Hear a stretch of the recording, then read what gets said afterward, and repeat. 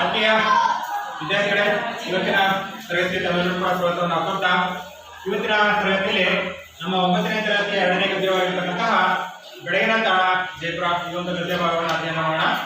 ಈಗಾಗಲೇ ಕಳೆದ ತರಗತಿಯಲ್ಲಿ ಈ ಒಂದು ಗದ್ಯ ಭಾಗಕ್ಕೆ ಸಂಬಂಧಪಟ್ಟಂತೆ ಒಂದಷ್ಟು ಫಲಿತಾಂಶಗಳನ್ನ ಕಲಿತಾಗಿದೆ. ಅದಕ್ಕೆ ಸಂಬಂಧಪಟ್ಟಂತೆ ಒಂದು ಪ್ರವಾಸ ಸಾಹಿತ್ಯ, ಕನ್ನಡ ಸಾಹಿತ್ಯ ಪ್ರಕಾರಗಳು, ಒಂದು ಎರಡನೇದಾಗಿ ಪ್ರವಾಸ ಸಾಹಿತ್ಯ ಅಂದ್ರೆ ಏನು, ಪ್ರವಾಸ ಸಾಹಿತ್ಯದ ಪ್ರಕಾರಗಳು ಯಾವ್ಯಾವಿದೆ, ಜೊತೆಗೆ ಈ ಒಂದು ಪ್ರವಾಸ ಸಾಹಿತ್ಯವನ್ನ ಪ್ರಸ್ತುತ ಗದ್ಯ ಪಾಠವನ್ನ ಯಾವ ಒಂದು ಪ್ರವಾಸ ಸಾಹಿತ್ಯದಿಂದ ಆಯ್ಕೆ ಮಾಡಿಕೊಳ್ಳಲಾಗಿದೆ ಮತ್ತು ಆ ಒಂದು ಗದ್ಯ ಭಾಗವನ್ನು ಬರೆದಿರ್ತಕ್ಕಂತಹ ನಮ್ಮ ಕವಿಗಳಿರ್ತಕ್ಕಂತಹ ಲೇಖಕರಾಗಿರ್ತಕ್ಕಂತಹ ಕೋಟ ಶಿವರಾಮ ಕಾರಂತ ಇವರ ಪರಿಚಯಕ್ಕೆ ಸಂಬಂಧಪಟ್ಟಂತಹ ಒಂದಷ್ಟು ವಿಚಾರಗಳನ್ನು ಕೂಡ ಈಗಾಗಲೇ ಕಳೆದ ತರಗತಿಯಲ್ಲಿ ತಿಳ್ಕೊಳ್ಳೋಣ. ಹಾಗೆ ಇವತ್ತಿನ ತರಗತಿಯಲ್ಲೂ ಕೂಡ ಅದಕ್ಕೆ ಪೂರ್ವಕವಾಗಿ ಬರ್ತಕ್ಕಂತಹ ನಮ್ಮ ಲೇಖಕರು ಮತ್ತು ಲೇಖಕರ ಸ್ನೇಹಿತರು ಅಂಬೇಡ್ಕರ್ ಬೆಟ್ಟಕ್ಕೆ ಹೋಗ್ತಕ್ಕಂಥ ಸಂದರ್ಭದಲ್ಲಿ ಅವರೊಂದು ರಸ್ತೆಗಳಾಗಿರ್ಬೋದು, ಕಟ್ಟಡಗಳಾಗಿರ್ಬೋದು, ಅದರ ಬಗ್ಗೆ ಒಂದಷ್ಟು ವಿಚಾರಗಳನ್ನ ಹೇಳ್ತಾ ಹೋಗ್ತಾರೆ. ಆ ಒಂದಷ್ಟು ಅಂಶಗಳನ್ನ ಕಲಿಯೋಣ ಇವತ್ತು. ಹಾಗೆಯೇ ಅಂಬೇಡ್ಕರ್ ಬೆಟ್ಟ ಒಂದು 3 ಅಂತಸ್ತಿನ ಒಂದು ಬೆಟ್ಟ, ಒಂದು 3 ಅಂತಸ್ತಿನ ಒಂದು ಕೊಠಡಿ ಇರುತ್ತೆ. ಒಂದೊಂದು ಅಂತಸ್ತಿನಲ್ಲಿ ಇರ್ತಕ್ಕಂಥ ಒಂದು ವಿಶೇಷತೆ ಬಗ್ಗೆ ಕೂಡ ಇವತ್ತಿನ ತರಗತಿಯಲ್ಲಿ ನಾವು ತಿಳ್ಕೊಳ್ಳೋಣ. ಹಾಗೆ ಇವತ್ತಿನ ತರಗತಿ ನೇರವಾಗಿ ಹೋಗಿ ಒಂದಷ್ಟು ಒಂದು ಕಥೆಯ ಮುಖಾಂತರವಾಗಿ ಕಳೆದ ತರಗತಿಯಲ್ಲೂ ಕೂಡ ಒಂದು ಕಥೆ ಹೇಳಿದ್ದೀವಿ. ಹಾಗೆ ಇವತ್ತಿನ ತರಗತಿಯಲ್ಲೂ ಕೂಡ ಒಂದು ಸಣ್ಣ ಕಥೆಯನ್ನ ಹೇಳ್ತಾ ಮುಂದುಕೋಣ. ಒಂಟೆ ಗೊತ್ತಿದೆ ನಮಗೆ. ವಿಶೇಷವಾಗಿ ಮರಳುಗಾಡಿನಲ್ಲಿ ವಾಸ ಮಾಡತಕ್ಕಂತ ಜೀವಿ ಅಥವಾ ಪ್ರಾಣಿ ಯಾವ್ದಪ್ಪ ಅಂದ್ರೆ ಒಂಟೆ ಅಂತ ಬಹಳ ಸುಲಭವಾಗಿ ಹೇಳ್ಬೋದು. ನಾವು ಒಂಟೆಯನ್ನು ನಾವು ಮರಳುಗಾಡಿನ ಹಡಗು ಅಂತೇಳಿ ಕರಿತೀವಿ. ಮರಳುಗಾಡಿನ ಹಡಗು ಅಂತ ಕರಿತೀವಿ. ಯಾಕೆ ಮರಳುಗಾಡಿನಲ್ಲಿ ಮರಳುಗಾಡಿನ ಹಡಗು ಅಂತೇಳಿ ಒಂಟೆನ ಯಾಕೆ ಕರಿತೀವಿ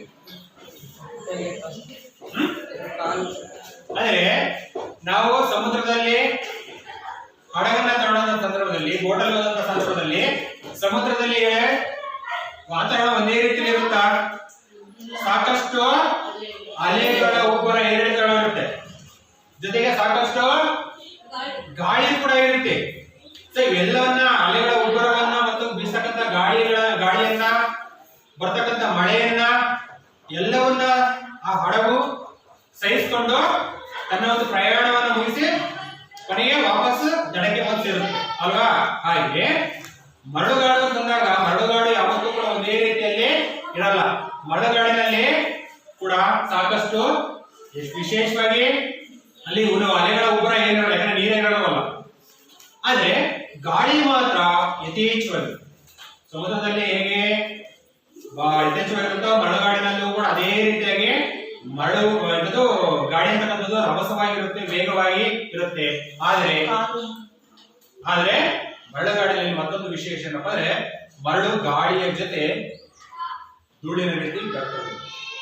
ಆ ಎಲ್ಲಾ ಕಷ್ಟ ನಷ್ಟಗಳನ್ನ ಸಹಿಸಿಕೊಂಡು ಜೀವನವನ್ನ ಸಾಗಿಸ್ತಕ್ಕಂಥ ಪ್ರಾಣಿ ಯಾವ್ದಪ್ಪ ಅಂದ್ರೆ ಒಂಟೆ ಅಂತ. ಹಾಗಾಗಿ ಅದನ್ನ ಮರಳುಗಾಡದಲ್ಲಿ ಆಗ್ತಕ್ಕಂಥ ಕಷ್ಟ ನಷ್ಟಗಳನ್ನ, ನೋವುಗಳನ್ನ ಸಹಿಸಿಕೊಳ್ಳೋ ಪ್ರಾಣಿ ಅದಾಗಿರೋದ್ರಿಂದ ಮರಳುಗಾಡಿನ ಹಡಗು ಅಂತೇಳಿ ನಾವು ಒಂಟೆಯನ್ನ ಕರಿತೀವಿ. ನೋಡಿ, ಒಂಟೆ ಒಂದು ಜೀವನ ಅಂತಕ್ಕಂಥದ್ದು ತುಂಬಾ ಅದ್ಭುತವಾಗಿರ್ತಕ್ಕಂಥದ್ದು ಮತ್ತು ಆಶ್ಚರ್ಯಕರವಾಗಿರ್ತಕ್ಕಂಥ ಒಂದು ಕಥೆ ಅಂತ ಹೇಳ್ಬೋದು. ಯಾಕಂದ್ರೆ ಅದೊಂದು ಒಂಟೆ ಅಂತಕ್ಕಂಥದ್ದು ಒಂದು ಸಸ್ಯಾಹಾರಿ ಪ್ರಾಣಿ ಅಂತಕ್ಕಂಥದ್ದು. ಮರಳುಗಾಡಿನಲ್ಲಿ ಎಷ್ಟೇ ಸಮಸ್ಯೆ ಬಂದರೂ ಕೂಡ ಅದನ್ನ ಸಹಿಸ್ಕೊಳ್ತಕ್ಕಂಥ ಶಕ್ತಿ ಇರ್ತಕ್ಕಂಥ ಪ್ರಾಣಿ ಅಂತೇಳಿ ತಿಳ್ಕೊಂಡಿದ್ವಿ. ಜೊತೆಗೆ ಒಂಟೆಯ ವಿಶೇಷತೆ ಏನಪ್ಪಾ ಅಂದ್ರೆ ಮರಳಲ್ಲಿ ಯಥೇಚ್ಛವಾಗಿ ಗಾಳಿ ಬೀಸುತ್ತೆ ಅಂತ ಹೇಳಿದ್ರೆ ಆ ಗಾಳಿ ಜೊತೆ ಮರಳು ಕೂಡ ಸೇರ್ಕೊಳ್ಳುತ್ತೆ ಅಂತ ಹೇಳಿದ್ರೆ, ಆದರೆ ನಾವೇನ್ ಮಾಡ್ತೀವಿ, ಗಾಳಿ ಬೀಸಿದಾಗ ಮರಳದ ಜೊತೆ ಸೇರಿ ನಮ್ಮ ಕಣ್ಣಲ್ಲಿ, ಮೂಗಲ್ಲಿ, ಬಾಯಲ್ಲಿ ಉಸಿರಾಡ್ತಕ್ಕಂತಹ ಗಾಳಿಯಲ್ಲೂ ಕೂಡ ಮೂಗಲ್ಲಿ ಸೇರ್ಕೊಂಡ್ಬಿಟ್ಟು ಒಳಗೋಡುತ್ತೆ ಮರಳು. ನಮ್ಮಗಳಿಗೆ ಬೇರೆ ಪ್ರಾಣಿಗಳಿದ್ದಾರೆ. ಅದು ವಿಶೇಷವಾಗಿ ಒಂಟೆ ದೈವವಾಗಿರ್ತಕ್ಕಂಥ ಒಂದು ಶಕ್ತಿ ಏನಪ್ಪಾ ಅಂದ್ರೆ ಗಾಳಿಯಲ್ಲಿರ್ತಕ್ಕಂತಹ ತೇವಾಂಶವನ್ನ ಮತ್ತು ಗಾಳಿಯನ್ನ ಸಪರೇಟ್ ಮಾಡತಕ್ಕಂಥ ಒಂದು ಶಕ್ತಿ ಇರುತ್ತೆ. ಒಂಟೆಗೆ ದೇವರು ಕೊಟ್ಟಿರ್ತಕ್ಕಂಥ ಒಂದು ವಿಶೇಷ ಕೊಡುಗೆ. ಹಾಗಾಗಿ ಆ ಗಾಳಿಯಲ್ಲಿ ಎಷ್ಟೇ ಮರಳು ಸೇರ್ಕೊಂಡಿದ್ರು ಕೂಡ ಆ ಮರಳನ್ನ ಸಪರೇಟ್ ಗೊಳಿಸಿ, ಅಂದ್ರೆ ಧೂಳಿನ ಕಣವನ್ನ ಮರಳಿನ ಧೂಳಿನ ಕಣವನ್ನು ಸಪರೇಟ್ ಮಾಡಿ ಕೇವಲ ಸ್ವಚ್ಛಂದವಾಗಿರತಕ್ಕಂಥ ಸ್ಪಷ್ಟ ಗಾಳಿಯನ್ನ ವಿಶೇಷವಾಗಿ ಇದು ಒಳಗಡೆ ತಗೊಳ್ಳುತ್ತೆ, ಧೂಳಿನ ಕಣವನ್ನು ಹೊರಗಡೆ. ಇದು ತೇವಾಂಶ ಮತ್ತು ಗಾಳಿಯನ್ನ ಸಪರೇಟ್ ಆಗಿ ಮಾಡತಕ್ಕಂಥ ಒಂದು ಗುಣ ಒಂಟೆಗೆ ಕರಗತವಾಗಿರ್ತಕ್ಕಂಥದ್ದು ನಾವು ಗಮನಿಸಬಹುದು. ಹಾಗೆ ಸುಮಾರು ಒಂಟೆ ಎಷ್ಟು ಕೆಜಿ ತೂಗುದಂದ್ರೆ 150 ಕೆಜಿ ತನಕ ಕೂಡ ತೂಗತಕ್ಕಂಥ ಒಂದು ಪ್ರಾಣಿ ಅಂತಕ್ಕಂಥದ್ದು. ಜೊತೆಗೆ ದಿನಕ್ಕೆ ಸುಮಾರು 45 ರಿಂದ 50 ಕಿಲೋಮೀಟರ್ ವರೆಗೂ ಕೂಡ ಸಂಚರಿಸುತ್ತದೆ. ಇಷ್ಟು ಸಂಚರಿಸಿದ್ರು ಕೂಡ ಆಯಾಸಗೊಳ್ಳದ ದಣಿವಾಗ್ತಕ್ಕಂತಹ ಪ್ರಾಣಿ ಅಲ್ಲುವಂಥದ್ದು. 50 ಕಿಲೋಮೀಟರ್ ಕೂಡ ಆರಾಮಾಗಿ ನಿರಾಯಾಸವಾಗಿ ಅಡ್ಡಾಡ್ತಕ್ಕಂಥ ಒಂದು ಪ್ರಾಣಿ. ಜೊತೆಗೆ ದಿನಕ್ಕೆ ಅಂತ ಒಂದು ಪ್ರಾಣಿಗೆ 145 ರಿಂದ 150 ಲೀಟರ್ ನೀರನ್ನ ಒಂದೇ ಸಲಕ್ಕೆ ಕುಡಿತಕ್ಕಂಥ 145 ರಿಂದ 150 ಲೀಟರ್ ನೀರನ್ನ ನಾವು 20 ಲೀಟರ್ ಕ್ಯಾನ್ ಮನೆಗೆ ತಗೊಂಡ್ ಬಂದ್ರೆ ಒಂದು ವಾರ ಎಲ್ಲ ಕುಡಿತೀವಲ್ಲ. ಒಂದು 20 ಲೀಟರ್ ಕ್ಯಾನ್ ಅನ್ನ ಒಂದು ವಾರ ಎಲ್ಲ ಕುಡಿತೀವಿ. ಆದ್ರೆ ಒಂಟೆ ಅಂತಕ್ಕಂಥದ್ದು ಪ್ರಾಣಿ ಒಂದೇ ಸಲಕ್ಕೆ 145 ರಿಂದ 150 ಲೀಟರ್ ಕುಡಿಯುತ್ತೆ. ಹಾಗೇನೆ 20 ದಿನಗಳ ತನಕ ನೀರನ್ನೇ ಕುಡಿದೆ ಬದುಕುತ್ತೆ. ಯಾಕಂದ್ರೆ ಅದು ಒಂಟೆ ಮೇಲ್ಗಡೆ ಒಂದು ಭುಜ ಅನ್ನೋದು ಇರುತ್ತೆ, ಅಲ್ಲಿ ಒಂದು ಉಪ್ಪು ಗಡಗು ಟೈಪ್ ಅಲ್ಲಿ ಇರುತ್ತೆ. ಆ ಉಪ್ಪಲ್ಲಿ ನೀರನ್ನ ಅದು ಶೇಖರಿಸಿಟ್ಟುಕೊಳ್ಳುತ್ತೆ. ತನಗೆ ಯಾವಾಗ ಬಾಯಾರಿಕೆ ಆಗ್ತಾ ಹೋಗುತ್ತೋ ಆಗ ಅಲ್ಲಿರ್ತಕ್ಕಂಥ ನೀರನ್ನ ಅದು ತಗೊಳ್ತಾ ಹೋಗುತ್ತೆ. ಅಂದ್ರೆ ಒಂದೇ ಸಲ ನಾನು ಹೇಳಿದ್ರೆ 140 ರಿಂದ 150 ಲೀಟರ್ ಕುಡಿಯುತ್ತಂದ್ರಲ್ಲ, ಒಂದೇ ಸರಿ ಎಲ್ಲವನ್ನೂ ಕೂಡ ಹೊಟ್ಟೆ ತಗೊಳ್ತಕ್ಕಂಥದ್ದು ಕಡಿಮೆ ಪ್ರಮಾಣದ ತಡಿರುತ್ತೆ. ಆದ್ರೆ ಮೇಲ್ಗಡೆ ಬೇನು ಇರುತ್ತೋ ಅಲ್ಲಿಗೆ ಅದು ಶೇಖರಿಸಿಟ್ಕೊಂಡಿರುತ್ತೆ. ತನಗೆ ಯಾವಾಗ ಬಾಯಾರಿಕೆ ಆಗ್ತಾ ಹೋಗುತ್ತೋ ಅದು ಅಲ್ಲಿ ಕುಡಿತಾ ಹೋಗುತ್ತೆ, ನುಂಗ್ತಾ ಹೋಗುತ್ತೆ. ಸೊ ಅದು ವಿಶೇಷವಾಗಿರ್ತಕ್ಕಂಥದ್ದು. ಜೊತೆಗೆ 45 ರಿಂದ 50 ಡಿಗ್ರಿ ಉಷ್ಣಾಂಶದಲ್ಲೂ ಕೂಡ ಬದುಕತಕ್ಕಂಥ ಪ್ರಾಣಿ ಯಾವ್ದಪ್ಪ ಅಂದ್ರೆ ಒಂಟೆ ಅಂತಕ್ಕಂಥದ್ದು. ಸೊ ಇದು ಒಂಟೆಯ ಒಂದು ಜೀವನಕ್ಕೆ ಸಂಬಂಧಪಟ್ಟಂತೆ. ಯಾಕೆ ಒಂಟೆ ಕಥೆ ಅಂತಂದ್ರೆ ನಾವು ಪ್ರಸ್ತುತ ಪಾಠ ಮಾಡ್ತಾ ಇರುವ ಬೆಳಗಿನ ತಾಣ ಜೈಪುರ ಅಂತಕ್ಕಂಥದ್ದು. ಈ ಒಂದು ಜೈಪುರದಲ್ಲಿ ವಿಶೇಷವಾಗಿ ರಾಜಸ್ಥಾನದಲ್ಲಿ ಬರ್ತಕ್ಕಂಥ ಒಂದು ಪ್ರದೇಶ. ರಾಜಸ್ಥಾನದ ರಾಜಧಾನಿ ಜೈಪುರ ಅಂತ. ರಾಜಸ್ಥಾನ, ಹರಿಯಾಣ ಈ ರೀತಿಯಾಗಿ ಒಂದು 4 ರಾಜ್ಯಗಳಿಂದ ವಿಸ್ತರಿಸಿಕೊಂಡಿರ್ತಕ್ಕಂಥ ಒಂದು ಪ್ರಸಿದ್ಧ ಮರುಭೂಮಿ ಥಾರ್ ಮರುಭೂಮಿ ಅಂತ. ಆ ಒಂದು ಥಾರ್ ಮರುಭೂಮಿಯಲ್ಲಿ ವಿಶೇಷವಾಗಿ ವಾಸ ಮಾಡ್ತಕ್ಕಂಥ ಒಂದು ಪ್ರಾಣಿ ಅಥವಾ ಹೆಚ್ಚಿನ ಸಂಖ್ಯೆಯಲ್ಲಿ ಕಂಡು ಬರತಕ್ಕಂಥ ಒಂದು ಪ್ರಾಣಿ ಯಾವುದು ಅಂದ್ರೆ ಈ ಒಂದು ಒಂಟೆ ಅಂತಕ್ಕಂಥದ್ದು. ಹಾಗಾಗಿ ಒಂಟೆಯ ಒಂದು ಕಥೆ ಈ ಪ್ರಸ್ತುತ ಪಾಠಕ್ಕೆ ಸೂಕ್ತ ಅಂತ ಹೇಳ್ತಾ ಇವತ್ತಿನ ತರಗತಿಗೆ ಹೋಗೋಣ. ಮಕ್ಕಳಿಗೆ ಈಗಾಗಲೇ ನಾವು ಕಳೆದ ತರಗತಿಯಲ್ಲಿ ಯಾವ್ಯಾವ ಫಲಿತಾಂಶಗಳನ್ನ ಕಲಿತಿದ್ದೇವೆ ಅಂತ ಹೇಳಿ ಗೊತ್ತಿದೆ. ಹಾಗಾಗಿ ನೇರವಾಗಿ ಪಾಠಕ್ಕೆ ಸಂಬಂಧಪಟ್ಟಂತ ಕೆಲವೊಂದು ಪ್ರಶ್ನೆಗಳನ್ನ ಕೇಳುವ ಮುಖೇನ ಇವತ್ತಿನ ಪಾಠಕ್ಕೆ ನಾವು ಹೋಗೋಣ. ಮಕ್ಕಳು ನಿಮ್ಗೆ ಗೊತ್ತಿರೋ ಹಾಗೆ ಈ ಒಂದು ಬೆಳಗಿನ ತಾಣ ಜೈಪುರ ಅಂತಕ್ಕಂಥದ್ದು ಒಂದು ಪ್ರವಾಸ ಸಾಹಿತ್ಯ ಅಂತ ಹೇಳಿದ್ದೀನಿ. ಹಾಗಾದ್ರೆ ಯಾವ ಒಂದು ಪ್ರವಾಸ ಸಾಹಿತ್ಯದಿಂದ ಒಂದು ಪ್ರಸ್ತುತ ಗದ್ಯ ಪಾಠವನ್ನ ಆಯ್ಕೆ ಮಾಡಿಕೊಳ್ಳಲಾಗಿದೆ?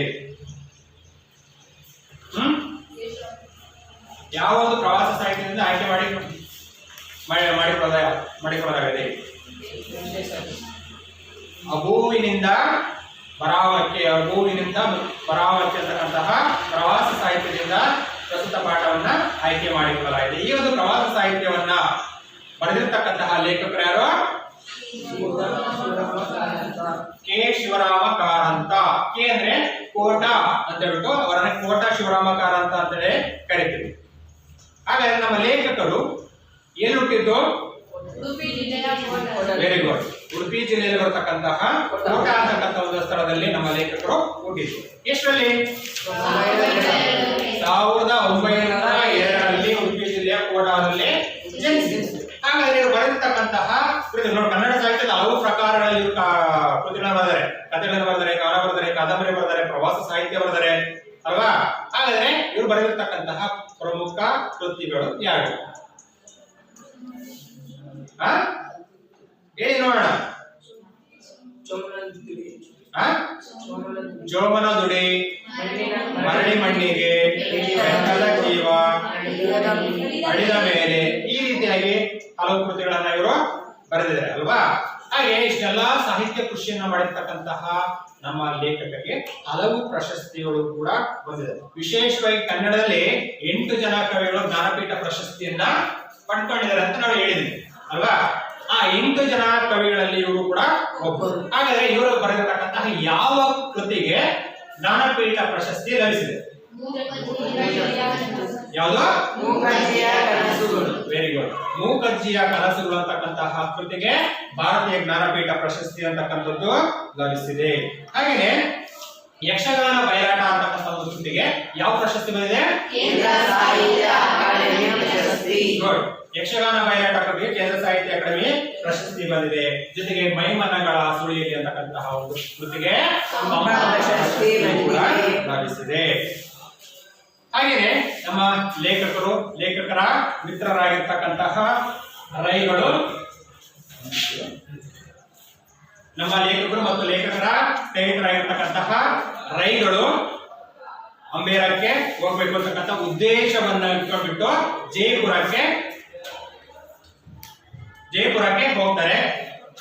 ಜೈಪುರಕ್ಕೆ ಹೋದಂತಹ ಸಂದರ್ಭದಲ್ಲಿ ರೈಲಿನಿಂದ ಇಳಿತಾರೆ. ರೈಲಿನಿಂದ ಇಳಿದಾಗ ಬೆಳಿಗ್ಗೆ ಎಷ್ಟು ಗಂಟೆ ಆಗಿತ್ತು? 11 ಗಂಟೆ ಆಗಿತ್ತು. ಗೋಡ್. ಹಾಗೆ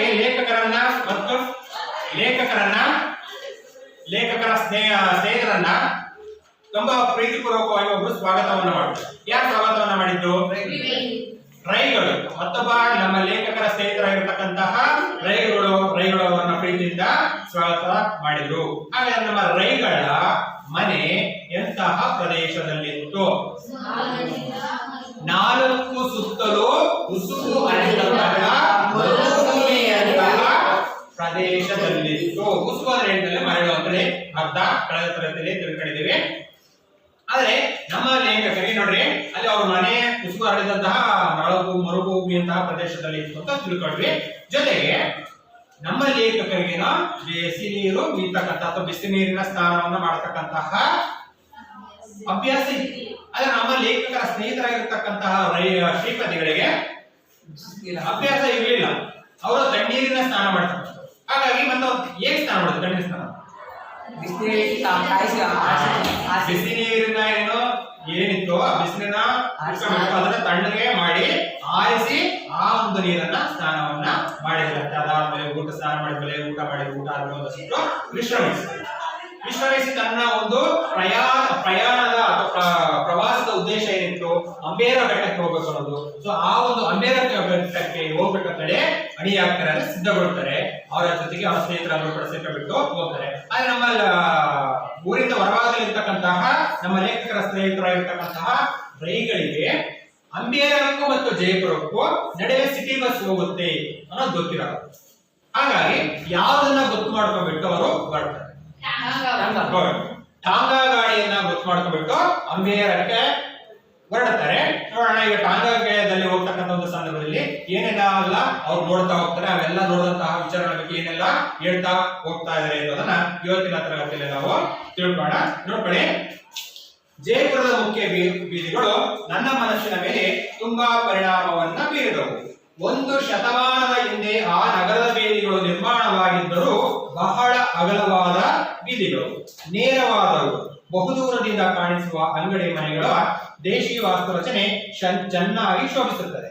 ಇಲ್ಲಿನ ಒಂದೊಂದು ಮನೆಯು ಒಂದೊಂದು ಶೈಲಿಯದು, ಒಂದೊಂದು ದೇಶದ್ದು ಆಗಿ ಕಾಣಿಸುವುದಿಲ್ಲ. ಆದುದರಿಂದಲೇ ನನಗೆ ಅವುಗಳ ಮೇಲೆ ಮೋಹ. ಇಲ್ಲಿನ ಮುಖ್ಯ ಬೀದಿಗಳು ಸಂಧಿಸುವಲ್ಲಿ ಸುಂದರವಾದ ಚೌಕಗಳಿವೆ. ಕೆಲವೊಂದು ಕಡೆಗಳಲ್ಲಿ ಭವ್ಯವಾದ ಮಹಾದ್ವಾರಗಳಿವೆ. ಅಲ್ಲದೆ ಜಯಪುರ ಬಣ್ಣಗಾರರ ತವರೂರು. ಬಣ್ಣ ಹಾಕುವ ಕುಶಲಿಗರು ಆ ಊರಿನಲ್ಲಿ ಬಹಳ ಮಂದಿ ಇದ್ದಾರೆ. ಬಣ್ಣದ ಮೋಹವಿರುವ ಜನರು ಬಹಳ ಇದ್ದಾರೆ. ಗಿಡ ಮರಗಳಿಲ್ಲದ ಸ್ಥಳದಲ್ಲಿ ವಾಸಿಸುವ ಜನರಿಗೆ ಕಣ್ಣಿನ ತಣಿವು ಹೇಗೆ ಬರಬೇಕು? ಹಾಗೆಂದು ಏನೋ ಇಲ್ಲಿನ ಜನರು, ಅದರಲ್ಲೂ ಹೆಂಗಸರು ರಂಗುರಂಗಿನ ಲಂಗ, ಪೈಜಾಮ, ಸೀರೆ, ರವಿಕೆ, ಮೇರುದೆ ತೊಡುವ ಅಭ್ಯಾಸದವರು. ಅದರಲ್ಲೂ ಕೆಂಪು, ಕಿತ್ತಳೆ, ಹಳದಿ ಬಣ್ಣೆಂದರೆ ಪ್ರಾಣ.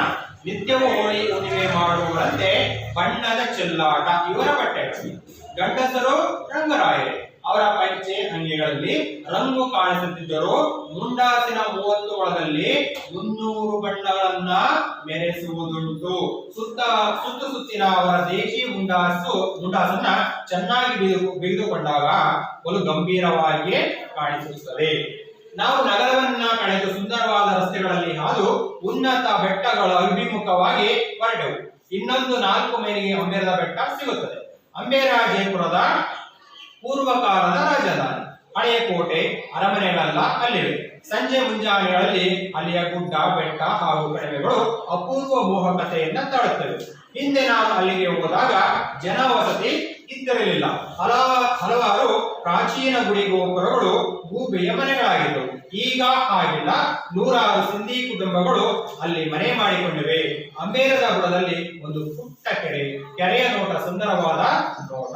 ಸುತ್ತಲಿನ ಮರಗಳಲ್ಲಿ ಎಲೆ ಹಸಿರು ತಳಿರುಗಳು ಚಿಗುರಿದ್ದು ಮರಗಳು ಹಚ್ಚಗೆ ಕಾಣಿಸುತ್ತಿದ್ದವು. ಕೆರೆಯ ಮಗ್ಗುಲಿನಿಂದ ಮುಂದುವರೆದರೆ ಸುಂದರ ಉದ್ಯಾನವೊಂದು ಕಾಣಸಿಗುತ್ತದೆ. ಬಳಿಯಲ್ಲಿ ಕೆಂಪು ಕಲ್ಲಿನ ಹಳೆಯ ಕಾಲದ ಕೆಲವೊಂದು ಸುಂದರ ಪ್ರತಿಮೆಗಳಿವೆ. ಪ್ರಾಚೀನ ರಜಪೂತ ಕೆತ್ತನೆಯ ಸರಳತೆ ವೈಖರಿ ಭವ್ಯತೆಗಳೆಲ್ಲ ಕಾಣಿಸುತ್ತವೆ. ಉದ್ಯಾನವನ್ನ ಹಾಯ್ದು ದಿಟ್ಟಿಯ ಬಾಗಿಲೊಂದನ್ನ ದಾಟಿ ಕೋಟೆಯ ದಾರಿಯಿಂದ ಹೇಗೆ ಹೋಗಬೇಕು. ಏರುತ್ತಾ ಹೋದಂತೆ ಕೆಳಗಿನ ನೋಟ ರಮಣೀಯವಾಗುತ್ತಾ ಹೋಗುವುದು. ನಾವು ಅವಸರವಾಗಿ ಕೋಟೆಯನ್ನ ಸೇರಿದೆವು. ಕೋಟೆಯ ಒಳಗೆ ಅರಮನೆಗೆ ಸಂಬಂಧಿಸಿದ ಸಭಾಂಗಣ, ದೇವಾಲಯ ಮೊದಲಾದವುಗಳನ್ನ ಅಲ್ಲಿ 2-3 ಅಂತಸ್ತುಗಳಲ್ಲಿ ರಚಿಸಿದ್ದಾರೆ. ಅರಮನೆಯ ಮೊದಲ ಅಂತಸ್ತಿನಲ್ಲಿ ಪುಟ್ಟ ದೇವಾಲಯವಿದೆ. ಈ ಪುಟ್ಟ ಮಂದಿರ ಚಿತ್ರ ಕೆಲಸಗಳಿಂದ ಕೂಡಿದ ಹಾಲುಗಲ್ಲಿನ ರಚನೆಯಿಂದ ಕೂಡಿದೆ. ಗೋಡೆಗಳೆಲ್ಲವೂ ಹಾಲುಗಲ್ಲಿನವೇ. ನೆಲವು ಅದರದ್ದೇ, ಸ್ತಂಭಗಳವು ಅದರವುಗಳದ್ದೇ. ಗುಡಿ ಚಿಕ್ಕದಾದರೂ ಶಾಂತವಾಗಿ ಕಾಣಿಸುವ ಮಂದಿರ. ಗುಡಿಯ ವಿಗ್ರಹ ಮಾತ್ರ ಆಕಾರ ಹಾಗೂ ಅಲಂಕಾರಗಳಿಂದ ಅಷ್ಟೊಂದು ಶೋಭಿಸದು.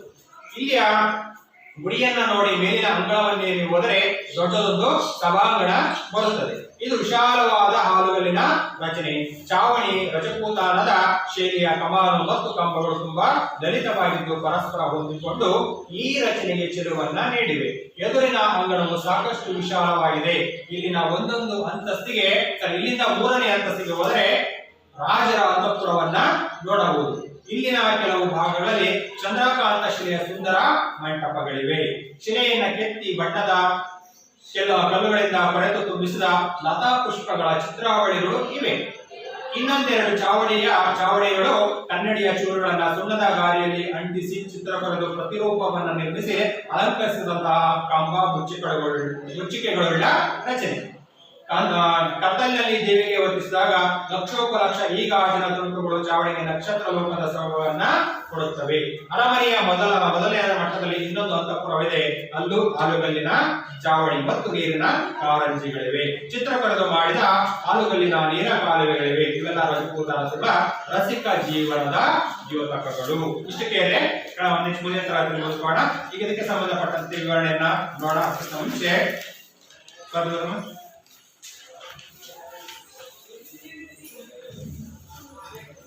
ಜಯಪುರದ ಮುಖ್ಯ ಬೀದಿಗಳು ನನ್ನ ಮನಸ್ಸಿನ ಮೇಲೆ ತುಂಬಾ ಪರಿಣಾಮವನ್ನು ಬೀರಿದವು. 1 ಶತಮಾನದ ಹಿಂದೆ ಆ ನಗರದ ಬೀದಿಗಳು ನಿರ್ಮಾಣವಾಗಿದ್ದರೂ ಬಹಳ ಅಗಲವಾದ ಬೀದಿಗಳಾವು.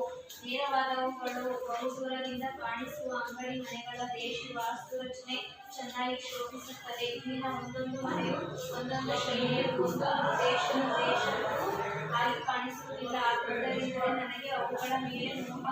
ಇಲ್ಲಿನ ಮುಖ್ಯ ಬೀದಿಗಳು ಸಂಧಿಸುವಲ್ಲಿ ಸುಂದರವಾದ ಚೌಕಗಳಿವೆ.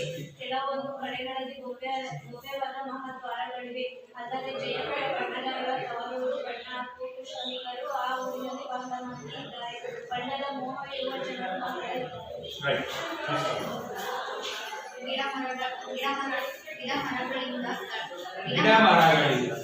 ಗಿಡಮರಗಳಿಲ್ಲದ ಸ್ಥಳದಲ್ಲಿ ವಾಸಿಸುವ ಜನರಿಗೆ ಕಣ್ಣಿನ ತುಣುಕು ಹೇಗೆ ಬರಬೇಕು? ಆಗಿದ್ದೇನೋ ಏನೋ ಇಲ್ಲಿನ ಜನರು, ಅದರಲ್ಲೂ ಹೆಂಗಸರು ರಂಗು ರಂಗಿನ ಲಂಗ, ಪೈಜಾಮ, ಸೀರೆ, ರವಕೆ, ಮೇಲಾದೆ ಕೊಡುವ ಅಭ್ಯಾಸದವರು. ಅದರಲ್ಲೂ ಕೆಂಪು ಕಿತ್ತಳೆ ಹಳದಿ ಎಂದರೆ ಪ್ರಾಣ. ನಿತ್ಯವೂ ಹೋಳಿ ಹುಣ್ಣಿಮೆ ಮಾಡುವವರಂತೆ ಬಣ್ಣದ ಚೆಲ್ಲಾಟ. ಅವರ ಬಟ್ಟೆಗಳಲ್ಲಿ ಗಂಡಸರು ಅವರ ಪಂಚೆ ಅಂಗಿಗಳಲ್ಲಿ ರಂಗು ಕಾಣಿಸಿದರು. ಮುಂಡಾಸಿನ 30 ಮೊಳಗಳಲ್ಲಿ 300 ಬಣ್ಣಗಳನ್ನು ಮೆರೆಸುವುದುಂಟು. ಸುತ್ತಿನ ಅವರು ದೇಶಿ ಮುಂಡಾಸನ್ನು ಚೆನ್ನಾಗಿ ಬಿಗಿದುಕೊಂಡಾಗ ಬಲು ಗಂಭೀರವಾಗಿಯೇ ಕಾಣಿಸುತ್ತದೆ. ನಾವು ನಗರವನ್ನು ಕಳೆದು ಸುಂದರವಾದ ರಸ್ತೆಗಳಲ್ಲಿ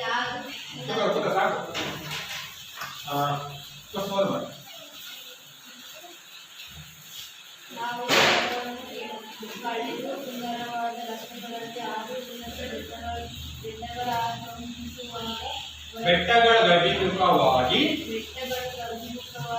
ಹೊರಟೆವು. ಇನ್ನೊಂದು 4 ಜನರಿಗೆ ಅಂಬೇರದ ಬೆಟ್ಟ ಸಿಗುತ್ತದೆ.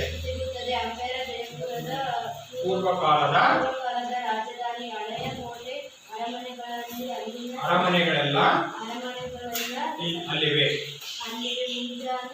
ಸಂಜೆ ಮುಂಜಾನೆಗಳಲ್ಲಿ ಅಲ್ಲಿನ ಗುಡ್ಡ ಬೆಟ್ಟ ಹಾಗೂ ಕಣಿವೆಗಳು ಮೂರ್ತಿಯನ್ನು ಸಾಗುತ್ತದೆ. ಹಿಂದೆ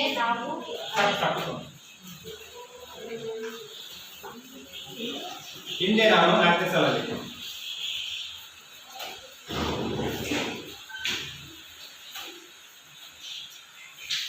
ಹಿಂದೆ ನಾನು ಅಲ್ಲಿಗೆ ಹೋದಾಗ ಜನವಸತಿ ಇದ್ದಿರಲಿಲ್ಲ. ಹಲವಾರು ಪ್ರಾಚೀನ ಗುಡಿ ಗೋಪುರಗಳು ಗೂಬೆಯ ಮನೆಗಳಾಗಿದ್ದವು. ಈಗ ಆಗಿಲ್ಲ. 100 ಸಿಂಧಿ ಕುಟುಂಬಗಳು ಅಲ್ಲಿ ಮನೆ ಮಾಡಿಕೊಂಡಿವೆ. ಅಂಬೇರದ ಬುಡದಲ್ಲಿ ಒಂದು ಪುಟ್ಟ ಕೆರೆಯ ನೋಟ ಸುಂದರವಾದ ನೋಟ. ಸುತ್ತಲಿನ ಮರಗಳಲ್ಲಿ ಎಳೆ ಹಸಿರು ಚಿಗುರಿದ್ದು ಮರಗಳು ಅಷ್ಟೇ ಕಾಣಿಸುತ್ತಿದ್ದವು. ಕೆರೆಯ ಮಗ್ಗುಲಿನಿಂದ ಮುಂದುವರೆದ ಸುಂದರ ಉದ್ಯಾನವೊಂದು ಕಾಣಿಸುತ್ತದೆ.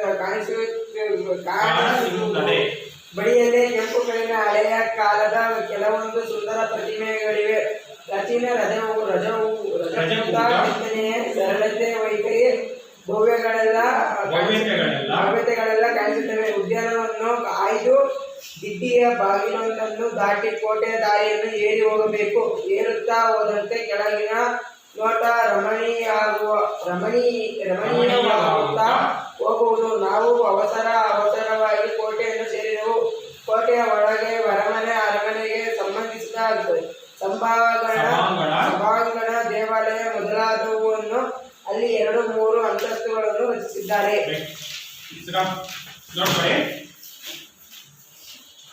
ಜಯಪುರದ ಮುಖ್ಯ ಬೀದಿಗಳು ನನ್ನ ಮನಸ್ಸಿನ ಮೇಲೆ ತುಂಬಾ ಪರಿಣಾಮವನ್ನ ಬೀರಿದವು. ನಾನು ಆಗಲೇ ಹೇಳಿದಾಗೆ ನಮ್ಮ ಲೇಖಕರು ಮತ್ತು ಲೇಖಕರ ಸ್ನೇಹಿತರಾಗಿರ್ತಕ್ಕಂತಹ ರೈಗಳು ಮತ್ತೆ ಶ್ರೀಪತಿಗಳು ಎಲ್ಲರೂ ಕೂಡ ಜಯಪುರದಿಂದ ಅಂಬೇರಕ್ಕೆ ಹೋಗ್ತಾ ಇದ್ದಾರೆ. ಹೋಗ್ತಾರೆ ಅದರಲ್ಲಿ ಟಾಂಗಾ ಗಾಡಿ. ಸೊ ಹೋಗ್ತಕ್ಕಂತಹ ಸಂದರ್ಭದಲ್ಲಿ ಜಯಪುರ ಅವರ ಕಣ್ಣಿಗೆ ಜಯಪುರದ ಮೇಲೆ ಹೋಗ್ತಾ ಇರಬೇಕು. ಜಯಪುರದಿಂದ ಹೊರಭಾಗದಿಂದ ಜಯಪುರದ ಮೇಲೆ ದಾಡ್ಕೊಂಡು ಜಯಪುರದ ಒಳಭಾಗದಿಂದ ಅಮೆರಿಕಕ್ಕೆ ಹೋಗ್ತಾ ಇರ್ತಾರೆ. ಹಾಗಾಗಿ ಜಯಪುರದಲ್ಲಿ ತನ್ನ ಕಣ್ಣಿಗೆ ಕಾಣತಕ್ಕಂತ ಒಂದಷ್ಟು ಕಟ್ಟಡಗಳ ಬಗ್ಗೆ ಆಗಿರ್ಬೋದು ಅಥವಾ ಕಾಣತಕ್ಕಂಥ ಒಂದು ವಿಶಾಲ ರಸ್ತೆಗಳ ಬಗ್ಗೆ ಆಯ್ತು, ಏನೇನೆಲ್ಲ ಇದೆ, ಹೇಗೆಲ್ಲ ಇದೆ, ಯಾವ ಶೈಲಿಯಿಂದ ಅದು ಕೂಡಿದ್ರೆ ಅನ್ನೋದ್ರ ಒಂದು ವಿಶೇಷತೆ ಬಗ್ಗೆ ನಮ್ಮ ಲೇಖಕರು ಹೇಳ್ತಾ ಹೋಗ್ತಾರೆ. ನೋಡಿ, ಅವು ಅವರ ಮನಸ್ಸಿನ ಮೇಲೆ ತುಂಬಾ ಪರಿಣಾಮವನ್ನ ಬೀರ್ತವಂತೆ, ಜೊತೆಗೆ ಅವರನ್ನ ಆಕರ್ಷಿಸುತ್ತಂತೆ. ಒಂದು ಶತಮಾನದ ಹಿಂದೆ ಆ ನಗರದ ಬೀದಿಗಳು ನಿರ್ಮಾಣವಾಗಿದ್ದರೂ ಬಹಳ ಅಗಲವಾದ ಬೀದಿಗಳು. ಒಂದು ಶತಮಾನ ಅಂದ್ರೆ ಎಷ್ಟು? ಶತಮಾನ ದಶಕ ಅಂದ್ರೆ 10. ಸಚಿನ್ ಶತಕಾವಡದ ಅಂತ ಹೇಳ್ತೀವಿ, ರೋಹಿತ್ ಶರ್ಮಾ ಶತಕಾವಡದ ಅಂತೀವಿ, ಕ್ರಿಕೆಟ್ ನೋಡ್ತೀರಿ. ಮತ್ತೆ ಶತಕ ಅಂದ್ರೆ ಎಷ್ಟು? 100. ಒಂದು ಶತಮಾನ ಅಂದ್ರೆ 100 ವರ್ಷ ಅಂತ ಅಷ್ಟೇ, ಏನಿಲ್ಲ. ದಶಕ ಅಂದ್ರೆ 10, ಶತಮಾನ ಶತಕ ಅಂದ್ರೆ 100. ಆ ಒಂದು ಜಯಪುರದ ರಸ್ತೆಗಳು ಬೀದಿಗಳು ಅಂದ್ರೆ ಬೇರೆ ಏನಿಲ್ಲ. ಆ ರಸ್ತೆಗಳು ಏನಿದ್ವು ಅವು ಈ ತರ ಬರ್ತಾ ಇರ್ತಕ್ಕಂಥವು. ಇದನ್ನ ನಾವು ರಸ್ತೆ ಅಂತೇಳಿ ಕರಿತೀವಿ. ಈ ರಸ್ತೆಗಳು ಕೇವಲ ಇವತ್ತು ನಿನ್ನೆ ನಿರ್ಮಾಣ ಆಗಿರ್ತಕ್ಕಂಥವಲ್ಲ. ಒಂದು ಶತಮಾನಗಳ ಹಿಂದೆ, 100 ವರ್ಷಗಳ ಹಿಂದೆ ರಚನೆ ಆದರೂ ಕೂಡ ಇವತ್ತಿನವರೆಗೂ, ನಮ್ಮ ಲೇಖಕರೇ ಪ್ರವಾಸ ಹೋದ್ರು, ಅವತ್ತಿನವರೆಗೂ ಕೂಡ ಯಾವುದೇ ಒಂದು ಚೂರು ಕೂಡ ಲೋಪವಾಗದಂತೆ ಅಥವಾ ಕುಂದಾಗದಂತೆ ತುಂಬಾ ಅಚ್ಚುಕಟ್ಟಾಗಿ ನೀಟಾಗಿ ಇರ್ತಾ ಇರ್ತಕ್ಕಂಥ ಒಂದು ದೃಶ್ಯ ಅವರ ಕಣ್ಣಿಗೆ ಕಾಣ್ತಾ ಇದ್ದಾರೆ. ಇದು ತುಂಬಾ ಚಿಕ್ಕದಾಗಿದೆ. ಅವೆಲ್ಲೂ ಕೂಡ ವಿಶಾಲವಾಗಿ ತುಂಬಾ ಅಗಲವಾದಂತಹ ರಸ್ತೆಗಳು ಆಗಿದ್ವು. ಆ ಒಂದು ರಸ್ತೆಗಳಲ್ಲಿ ಎಷ್ಟೇ ವೆಹಿಕಲ್ಗಳು ಬಂದು ಕೂಡ ಬಹು ಸುಲಭವಾಗಿ ಯಾವುದೇ ತರಹದ ಒಂದು ಅನಾಹುತಕ್ಕೆ ಈಡಾಗದಂತೆ ಸುಲಭವಾಗಿ ಸಂಚಾರ ಮಾಡಲಿಕ್ಕೆ ಬೇಕಾದಂತಹ ಒಂದು ವ್ಯವಸ್ಥೆ ಅಲ್ಲಿ ಇತ್ತಂತೆ, ಜಾಗ ಇತ್ತಂತೆ. ಬಹಳ ಅಗಲವಾದ ಬೀದಿಗಳು, ನೇರವಾದವು, ಮತ್ತೆ ಇನ್ನೊಂದು ಸಂಧಿಗೊಂದರಿಲ್ಲ, ತುಂಬಾ ನೇರವಾದಂತಹ ರಸ್ತೆಗಳು ಅವು ಆಗಿರ್ತವೆ. ಬಹುದೂರದಿಂದ ಕಾಣಿಸುವ ಅಂಗಡಿ ಮನೆಗಳ ದೇಶಿ ವಾಸ್ತುರಚನೆ ಚೆನ್ನಾಗಿ ಶೋಭಿಸುತ್ತದೆ. ಆ ಒಂದು ರಸ್ತೆಗೆ ಹೊಂದಿಕೊಂಡಂತೆ ಒಂದಷ್ಟು ಮನೆಗಳಿರ್ತವೆ, ಅಂಗಡಿಗಳಿರ್ತವೆ. ಸೊ ಆ ಒಂದು ಕಟ್ಟಡಗಳೆಲ್ಲವೂ ಕೂಡ ದೇಶಿ ವಾಸ್ತುರಚನೆಯಿಂದ ನಿರ್ಮಾಣವಾಗಿರ್ತಕ್ಕಂಥದ್ದು. ಯಾವುದೇ ಒಂದು ಸಾಮ್ರಾಜ್ಯ ತಂದಾಗ, ಸಾಮ್ರಾಜ್ಯದ ಅರಸರು ಬಂದಾಗ ಆ ಸಾಮ್ರಾಜ್ಯಕ್ಕೆ ತನ್ನದೇ ಆಗಿರ್ತಕ್ಕಂಥ ಒಂದಷ್ಟು ಸಂಪ್ರದಾಯ ಇದೆ. ಉದಾಹರಣೆ ಹೇಳ್ಬೇಕಂದ್ರೆ ನಮ್ಮಲ್ಲಿ ಈಗ ಈ ಒಂದು ಆಸನ ಏನಿದೆಯೋ, ಈ ಆಸನದಲ್ಲಿ ವಿಶೇಷವಾಗಿ ಹೊಯ್ಸಳರ ಒಂದು ಆಳ್ವಿಕೆಗೆ ಸಂಬಂಧಪಟ್ಟ ಒಂದು ಕಾಲದಲ್ಲಿ ಒಳಪಟ್ಟಿತ್ತು, ಅವರ ಆಳ್ವಿಕೆಗೆ ಒಳಪಟ್ಟಿತ್ತು ಅಲ್ವಾ. ಹಾಗಾಗಿ ಇಲ್ಲಿ ಬರ್ತಕ್ಕಂತಹ ಹಳೆಬೀಡು, ಬೇಲೂರು ಆಗಿರ್ಬೋದು, ಆರ್ನಲ್ಲಿ ಇರ್ತಕ್ಕಂಥ ದೇವಾಲಯಗಳು ಎಲ್ಲವೂ ಕೂಡ ಒಂದೇ ರೀತಿಯಲ್ಲಿ ಇರ್ತಕ್ಕಂಥ ಅಲ್ವಾ. ಏನಾದ್ರೂ ವ್ಯತ್ಯಾಸ ಇದೆ ನಿಮ್ಮ ಕಣ್ಣಿಗೆ?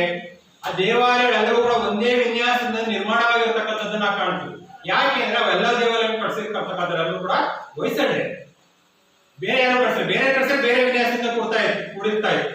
ಒಂದೇ ವಿನ್ಯಾಸದಲ್ಲಿ ಇರೋ ಉದ್ದೇಶ ಆ ಒಂದು ಹೊಯ್ಸಳರ ಮನೆತನದವರು ಆ ಒಂದು ರೀತಿಯಲ್ಲಿಯೇ ಕಟ್ಸ್ಬೇಕು, ಅವರ ಒಂದು ಶೈಲಿಯನ್ನಾಗಿ ಮೈಗೂಡಿಸ್ಬಿಡ್ತೀವಿ. ಸೊ ಹಂಗೆ ಇಲ್ಲೂ ಕೂಡ ಆ ಒಂದು ಅಂಗಡಿ ಆಗಿರ್ಬೋದು ಅಥವಾ ಕಟ್ಟಡಗಳಾಗಿರ್ಬೋದು ಅವೆಲ್ಲವೂ ಕೂಡ ಆ ಒಂದು ರಜಪೂತರ ಒಂದು ಶೈಲಿ, ಆ ಒಂದು ಶೈಲಿಯಲ್ಲೇ ನಿರ್ಮಾಣವಾದಂತಗಳು ಆಗಿದ್ವು. ಬಟ್ ಒಂದೇ ರೀತಿಯಾಗಿರ್ತಕ್ಕಂಥದ್ದು, ಒಂದೊಂದು ರೀತಿಯಾಗಿ ಇರಲಿಲ್ಲ. ಇಲ್ಲಿನ ಒಂದೊಂದು ಮನೆ ಒಂದೊಂದು ಶೈಲಿಯದ್ದು, ಒಂದೊಂದು ದೇಶದ್ದು ಆಗಿ ಕಾಣಿಸುವುದಿಲ್ಲ. ಆದುದರಿಂದಲೇ ನನಗೆ ಅವುಗಳ ಮೇಲೆ ಒಂದೊಂದು ರೀತಿಯಾಗಿದ್ದರೆ ಬೇರೆ ಏನೋ ಕಾಣ್ತಾರೆ. ಬಟ್ ಎಲ್ಲವೂ ನೋಡಿ ಒಂದೇ ರೀತಿಯಾಗಿ ಯಾವಾಗ ಕಾಣ್ತಾ ಹೋದು ಅವು ನಮ್ಮ ಲೇಖಕರನ್ನ ಬಹಳಷ್ಟು ಸೆಳೆಯುತ್ತೆ, ಆಕರ್ಷಿಸುತ್ತೆ.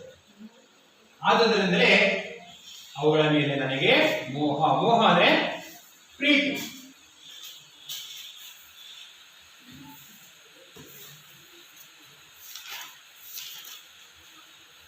ಲೇಖಕರಿಗೆ ಯಾಕೆ ಮೋಹ ಆಗಿದ್ದು? ಅಲ್ಲಿನ ಒಂದು ಕಟ್ಟಡಗಳ ಮೇಲೆ ನಮ್ಮ ಲೇಖಕರಿಗೆ ವಿಶೇಷವಾಗಿ ಮೋಹ ಆಯಿತು. ಯಾಕೆ? ಅದೇ ಆನ್ಸರ್ ಹೇಳಿ. ಒಂದೊಂದು ಮನೆಯು ಒಂದೊಂದು ದೇಶದ ಒಂದೊಂದು ಶೈಲಿಯದ್ದು ಆಗಿ ಕಾಣಿಸುವುದಿಲ್ಲ. ಎಲ್ಲವೂ ಒಂದೇ ರೀತಿಯಾಗಿರ್ತಕ್ಕಂಥದ್ದು ನೋಡಿದಾಗ ಅವುಗಳ ಮೇಲೆ ನಮ್ಮ ಲೇಖಕರಿಗೆ ಮೋಹವಾಗುತ್ತೆ. Right answer. ನಡಿ ಇಲ್ಲಿನ ಮುಖ್ಯ ಬೀದಿಗಳು ಸಂಧಿಸುವಲ್ಲಿ ಸುಂದರವಾದ ಚೌಕಗಳಿವೆ. ಮುಖ್ಯ ಬೀದಿಗಳು ಸಾಮಾನ್ಯವಾಗಿ ರಸ್ತೆ ಹತ್ರ ಇದ್ದಾಗ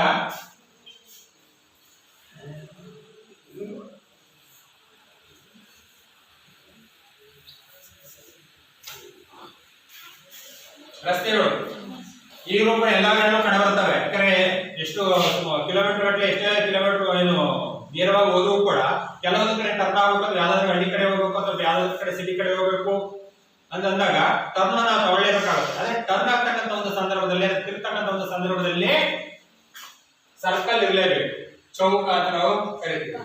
ಇದಿಲ್ಲ ಅಂತಂದ್ರೆ ಅನಾಹುತ, ಆಕ್ಸಿಡೆಂಟ್ ಅಂತ ನಾವೇನ್ ಕರಿತೀವೋ ಅದಕ್ಕೆ ಅವಕಾಶ ಮಾಡಿಕೊಟ್ಟಾಗಲ್ಲ. ಯಾವಾಗ ಸರ್ಕಲ್ ಇರುತ್ತೋ ಈ ಭಾಗದಿಂದ ಬಂದವರು ನೇರವಾಗಿ ಈ ಕಡೆ ಬಂದು ಹೀಗೆ ತಿರ್ಕೊಂಡು ಹೋಗ್ಬೋದು ಅಲ್ವಾ.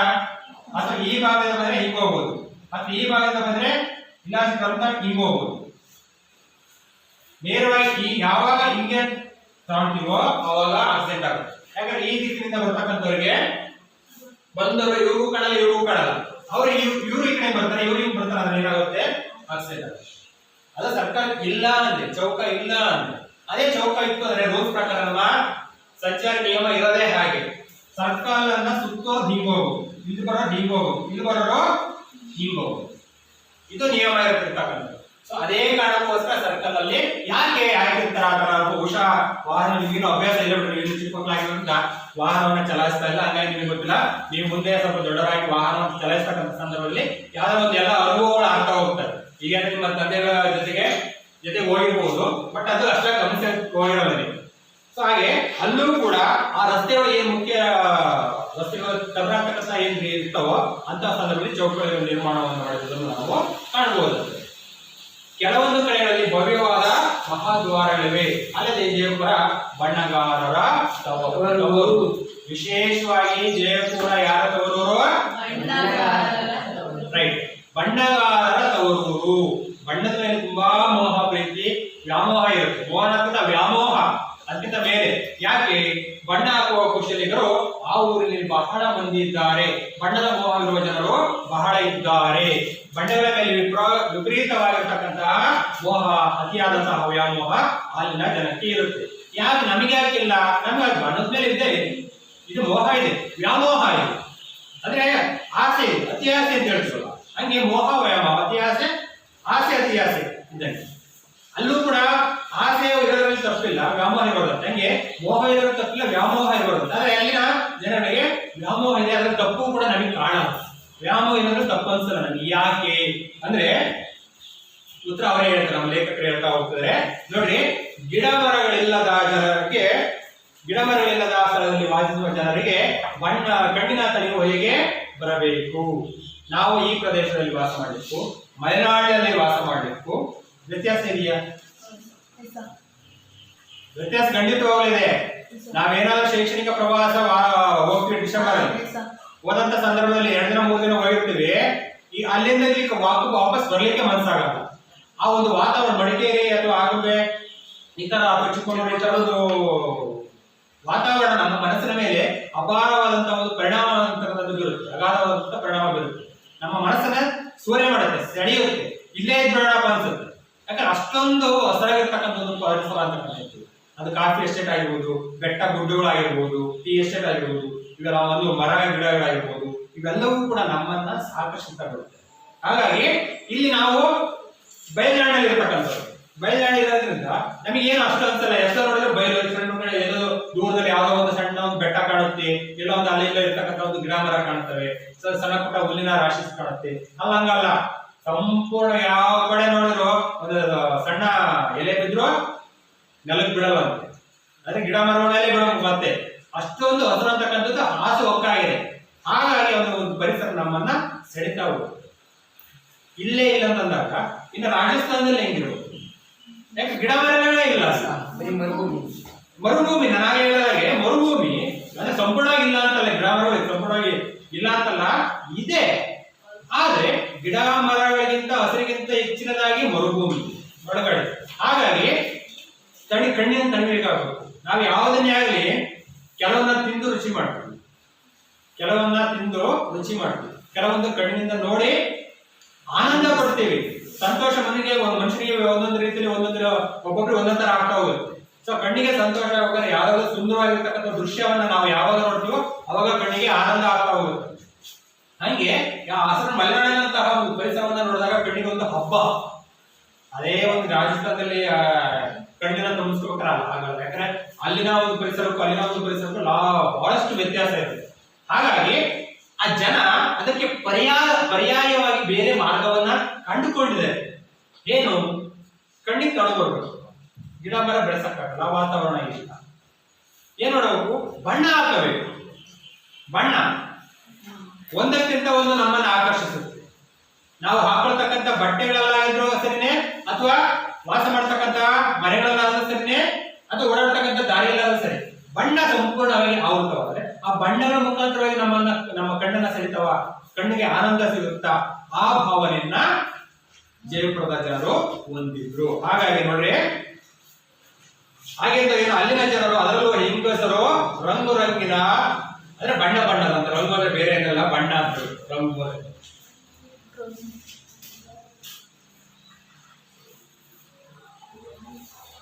ಅಂದ್ರೆ ಬಣ್ಣ ಅಂತ ಹೇಳ್ಬಿಟ್ಟು ಅರ್ಥ ಬರುತ್ತೆ. ಅದೇ ನೋಡ್ರಿ, ಸಾಮಾನ್ಯವಾಗಿ ಹೆಣ್ಮಕ್ಳು ಹಾಕೊಳ್ತಕ್ಕಂಥ ಒಂದು ಬಟ್ಟೆ ಬಗ್ಗೆ ಹೇಳಿದ್ರಲ್ಲಿ ಅವ್ರು ಹಾಕೊಳ್ತಕ್ಕಂಥ ಲಂಗ ಆಗಿರ್ಬೋದು, ಪೈಜಾಮ ಆಗಿರ್ಬೋದು, ಸೀರೆ ಆಗಿರ್ಬೋದು, ರವಿಕೆ ಆಗಿರ್ಬೋದು, ವೇದದ ತೊಡುವ ಅಭ್ಯಾಸದವರು.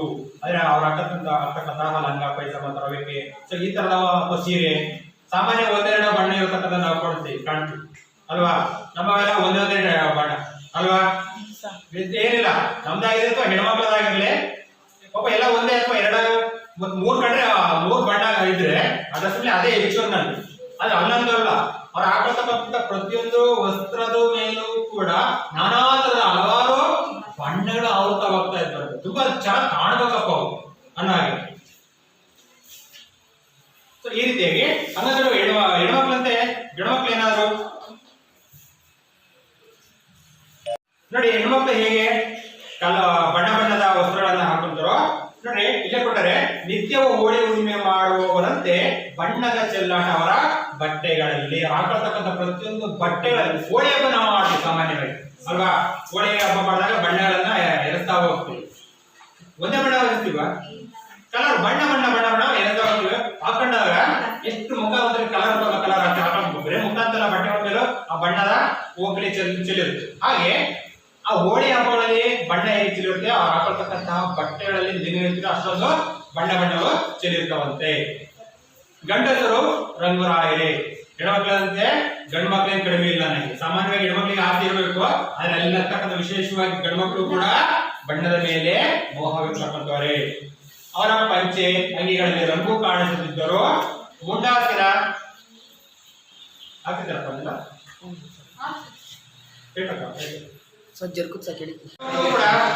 ತಾವೇ ಕಡಿಮೆ ಇಲ್ಲ ಅಂತೇಳಿ ಅವ್ರು ಹಾಕೊಳ್ತಕ್ಕಂತಹ ಪ್ರತಿಯೊಂದು ಪಂಚೆ ಆಗಿರ್ಬೋದು, ಅಂಗಿ ಆಗಿರ್ಬೋದು, ಅವರ ಬಟ್ಟೆಗಳ ಮೇಲೂ ಕೂಡ ಬಣ್ಣ ಕಾಣ್ತಿರುತ್ತೆ. ಅದರಲ್ಲಿ ವಿಶೇಷವಾಗಿ ಅಂಗಿ ಅಥವಾ ಪಂಚೆಯಲ್ಲಿ ಅಷ್ಟೊಂದು ಬಣ್ಣ ಕಾಣಿಸ್ತಾ ಇದ್ರು ಕೂಡ ಆ ಸುತ್ತಕೊಳ್ತಕ್ಕಂತ ಪೇಟ ಇದೆಯಲ್ಲ, ಅಲ್ಲಿ ಮುಂಡಾಸು ಅಂತ ಬರುತ್ತೆ. ಮುಂಡಾಸು ಅಂದ್ರೆ ಬೇರೆ ಏನಲ್ಲ, ಮುಂಡಾಸು ಅಂದ್ರೆ ಪೇಟ ಅಂತ. ಪೇಟ ತಲೆ ಹಿಡಿಕೆ ಅಂತ ಕೂಡ ಕೆಲವು ಕಡೆ ಕರೀತಾರೆ. ತಲೆ ಹುಡುಗಿ ನೋಡಿ, ಆ 30 ಮುಂಡಾಸಿನ 30 ಮೊಳದಲ್ಲಿ 300 ಬಣ್ಣಗಳನ್ನ ಮೆರೆಸುವುದುಂಟು. ಲೆಕ್ಕ ಹಾಕಿ. ಮೊಳ ಅಂದ್ರೆ ಎಷ್ಟಪ್ಪ? ಇಷ್ಟೇ ಇದೆ ಮೊಳ. ಇದನ್ನ ಅರ್ಧ ಅಂತೀವಿ, ಅಂದ್ರೆ ಮಾರೋದು ಅಲ್ವಾ? ಮೊಳ ಅಂದ್ರೆ ಇಷ್ಟಷ್ಟೇ, ಇಷ್ಟಿರುತ್ತೆ. ಈ ಒಂದು 30 ಮೊಳ ಇರ್ತಕ್ಕಂಥವ್ರು ಹಾಕತಕ್ಕಂಥ ಒಂದು ಪೇಟ ಏನಿರುತ್ತಲ್ಲ, 30 ಮೊಳ ಇರುತ್ತೆ. ಆ 30 ಮೊಳದಲ್ಲಿ 300 ಬಣ್ಣಗಳನ್ನ ಹಾಕೊಂಡಿರ್ತಾರೆ. ಲೆಕ್ಕ ಹಾಕಿ ಅವರಿಗೆ ಬಣ್ಣದ ಮೇಲೆ ಎಷ್ಟು ಮಟ್ಟಿಗೆ ವ್ಯಾಮೋಹ ಇರಬಹುದು ಅಂದ್ರೆ ನಮಗೆ ಗೊತ್ತಾಗುತ್ತೆ. ಇನ್ನು ನಾವು ನಗರವನ್ನ ಕಳೆದು ಸುಂದರವಾದ ರಸ್ತೆಗಳಲ್ಲಿ ಅದು ಉನ್ನತ ಬೆಟ್ಟಗಳ ಅಭಿಮುಖವಾಗಿ ಹೊರಟೆವು. ಅಂದ್ರೆ ಬೆಟ್ಟಗಳಿಗೆ ಮುಂದೆ ಇರತಕ್ಕಂಥದ್ದು. ಅಭಿಮುಖ ಅಂದ್ರೆ ನೇರವಾಗಿ ಅದರ ಮುಂಭಾಗದಲ್ಲಿ ಇರ್ತದೆ, ಹಿಂಭಾಗಲ್ಲ, ಅಭಿಮುಖ ಅಲ್ಲಿ ಕಾಣದಕ್ಕೆ ನೇರವಾಗಿ ಹೋಗ್ತಾ ಇರ್ತದೆ. ಇನ್ನು 4 ಮೈಲಿಗೆ ಅಂಬರದ ಬೆಟ್ಟ ಸಿಗುತ್ತದೆ. ಅಂಬೇರ ಜಯಪುರದ ಪೂರ್ವಕಾಲದ ರಾಜಧಾನಿ. ಅಂಬೇರ ಅಂತ ಹೇಳಿರುವ ಪ್ರವಾಸದ ಉದ್ದೇಶ ಅಂಬೇರ ಬೆಟ್ಟ ಒಕ್ಕೆ ಹೋಗುತ್ತಂತಕ್ಕಂಥದ್ದು. ಅಂಬೇರಕ್ಕೆ ಬೆಟ್ಟ ಒಕ್ಕೆ ಹೋಗ್ತಾರೆ, ಅಂಬೇರದ ಬಗ್ಗೆ ಬೆಟ್ಟದ ಬಗ್ಗೆ ಹೇಳ್ತಾರೆ. ಸೊ ಅಂಬೇರ ಅಂತಕ್ಕಂಥದ್ದು ಜಯಪುರ ಅಂತಕ್ಕಂಥದ್ದು ಏನಿತ್ತು, ಆ ಜಯಪುರದ ಪೂರ್ವಕಾಲದ ರಾಜಧಾನಿ ಆಗಿರ್ತಂತೆ ಒಂದು ಕಾಲದಲ್ಲಿ. ನೋಡಿ, ಅದ್ರ ಬಗ್ಗೆ ಮತ್ತೆ ಹೇಳಿದ್ರೆ ಸಂಜೆ ಮುಂಜಾನೆಗಳಲ್ಲಿ ಅಲ್ಲಿ ಗುಡ್ಡ ಬೆಟ್ಟ ಹಾಗೂ ಕಡೆಗಳು ಅಪೂರ್ವ ಮೋಹಕತೆಯನ್ನ ತಾಳುತ್ತವೆ.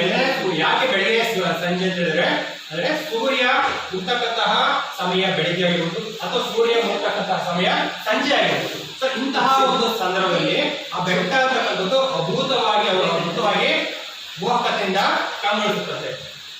ಅದನ್ನ ಹೇಳ್ತಾ ಇರ್ತಕ್ಕಂಥದ್ದು. ನಾನು ಹಿಂದೆ ಅಲ್ಲಿಗೆ ಹೋದಾಗ ಜನವಸತಿ ಇದ್ದಿರಲಿಲ್ಲ. ಹಲವಾರು ಪ್ರಾಚೀನ ಗುಡಿ ಗೋಪುರಗಳು ಗೂಬೆಯ ಮನೆಗಳಾಗಿದ್ದವು. ಈಗ ಆಗಿಲ್ಲ. 100 ಸಿದ್ಧಿ ಕುಟುಂಬಗಳು ಅಲ್ಲಿ ಮನೆ ಮಾಡಿಕೊಂಡಿವೆ. ನಾನು ಹೇಳಿದಾಗೆ ನಮ್ಮ ಲೇಖಕರಿಗೆ ಅಂಬೇರ ಬೆಟ್ಟ ಹಳೇದಲ್ಲ. ಯಾಕೆ? 15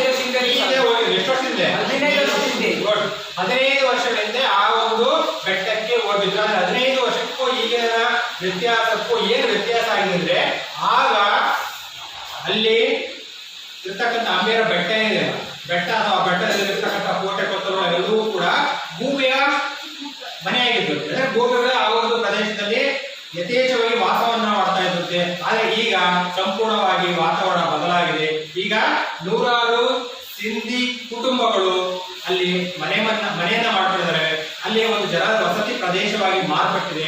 ಹಾಗಾಗಿ ಜನವಸತಿ ಯಾವಾಗ ಬಂದ್ರೋ ಆ ಗೂಬೆಗಳು ಸಂಪೂರ್ಣವಾಗಿ ಒಂದೊಂದೇ ದಿನದಿಂದ ದಿನಕ್ಕೆ ಜಾಗ ಖಾಲಿ ಹೊರಟವು. ಹಾಗಾಗಿ ಒಂದು ಕಾಲದಲ್ಲಿ 15 ವರ್ಷದಿಂದ ಗೂಬೆಯ ಮನೆಯ ವಾಸವಾಗಿರ್ತಕ್ಕಂತಹ ಒಂದು ಪ್ರದೇಶ ಈಗ 106 ಸಿಂಧಿ ಕುಟುಂಬಗಳು ವಾಸವನ್ನ ಮಾಡತಕ್ಕಂಥ ಒಂದು ಪ್ರದೇಶವಾಗಿ ಮಾರ್ಪಟ್ಟಿದೆ.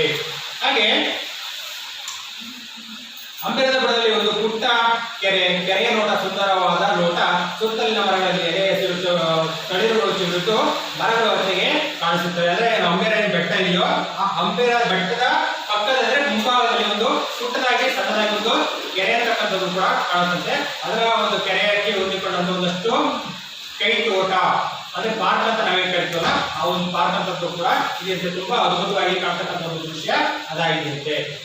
ಬಳಿಯಲ್ಲೇ ಕೆಂಪು ಕಲ್ಲಿನ ಹಳೆಯ ಕಾಲದ ಕೆಲವೊಂದು ಸುಂದರ ಪ್ರತಿಮೆಗಳಿವೆ. ಒಂದು ರಜಪೂತರ ಒಂದು ಇತಿಹಾಸಕ್ಕೆ ರಾಜರಿಗೆ ಸಂಬಂಧಪಟ್ಟಂತ ಒಂದಷ್ಟು ರಾಜರ ವೈಭವವನ್ನ ಸಾರ್ತಕ್ಕಂಥ ಒಂದಷ್ಟು ಕಲ್ಲಿನ ಕೆತ್ತನೆಗಳನ್ನು ಒಳಗೊಂಡಿರ್ತಕ್ಕಂಥ ಒಂದಷ್ಟು ವಿಗ್ರಹ ಇರತಕ್ಕಂಥದ್ದನ್ನು ಕೂಡ ನಾವು ಆ ಕೆರೆಯ ಬಳಿಯಲ್ಲಿ ನಾವು ಕಾಣಬಹುದಾಗಿದೆಯಂತೆ. ಪ್ರಾಚೀನ ರಜಪೂತ ಕೆತ್ತನೆಯ ಸರಳತೆಯ ವೈಖರಿ ಭವ್ಯತೆಗಳೆಲ್ಲ ಕಾಣಿಸುತ್ತವೆ. ಅವರ ಒಂದು ವೈಭವ ಅಥವಾ ಅವರ ಒಂದು ಸಂಸ್ಕೃತಿ ಇತಿಹಾಸಕ್ಕೆ ಸಂಬಂಧಪಟ್ಟಂತಹ ಒಂದಷ್ಟು ಸಾಕ್ಷ್ಯಾಧಾರಗಳು ಆ ಒಂದು ಪ್ರದೇಶದಲ್ಲಿ ನಮಗೆ ಸಿಗ್ತವಂತೆ. ಉದ್ಯಾನವನ ಹಾಯ್ದು ದಿಡ್ಡಿಯದ ಬಾಗಿಲೊಂದನ್ನು ದಾಟಿ ಕೋಟೆಯ ದಾರಿಯಿಂದ ಏರಿ ಹೋಗಬೇಕು. ದಿಡ್ಡಿ ಅಂದ್ರೆ ಸಣ್ಣ ಬಾಗಿಲು ಅಂತ ಬಿಟ್ಟು